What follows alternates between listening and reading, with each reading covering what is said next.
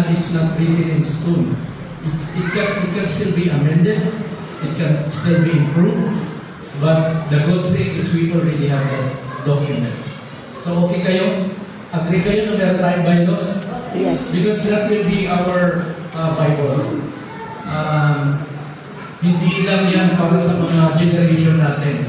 It will go down to the next generations. So we need to come up with that. And mayroon tayong monthly dues or annual dues? Annual dues, and another important thing is about the registration fee, which is 100. So aside from the lifetime registration fee, that's 100. It's just a very small amount actually, because parang ano lang yan, token, and that will formalize our membership. Kasi hindi naman basta-basta tayo magpapapasok, baka hindi siya nakaano sa bloodline natin. I heard last night there were some gate crossers, last night, but we need to be vigilant, because we don't want that to happen. Although we would like to extend our helping hand to our neighbors, but precisely we are doing this because of this family. Precisely, tayo muna bago yung iba. The charity begins at home. Please remember that. And other points na binasa kanina ni Ms. Rosie. Thank you, by the way, Rosie. You did a good job. And talagang 60 na. Matalino talaga. Okay. Anyway, so at this point, you're soliciting some comments, some observations.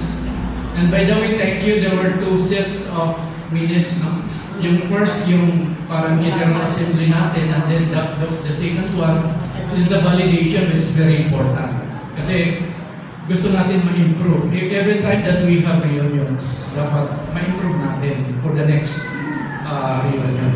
And supposedly, our reunion comes every after 2 years, di ba? So, we will look forward to another reunion come 2026 or 2027. Okay, so as early as now, let's be reminded that we will have another reunion 2 years from now. Okay ba sa inyo yan? Yes. Or kailangan nyo din na i-consistent tayo. And my only, hindi naman regret, no? Because long overdue na itong reunion natin. Dapat this should have been done 3 years ago. But because of the pandemic, hindi natin natuloy. Still, I congratulate the host. The host, by the way, in this reunion, congratulations kay the families of Juloes, Inocencio, Seriaco, and Evangeline. Thank you so much. So, thank you. Yes, please refer to my post. Nandun yung mga explanation. Anyway, so we will proceed, but before that, can I ask our president, the anointing president, to have, special message for this occasion?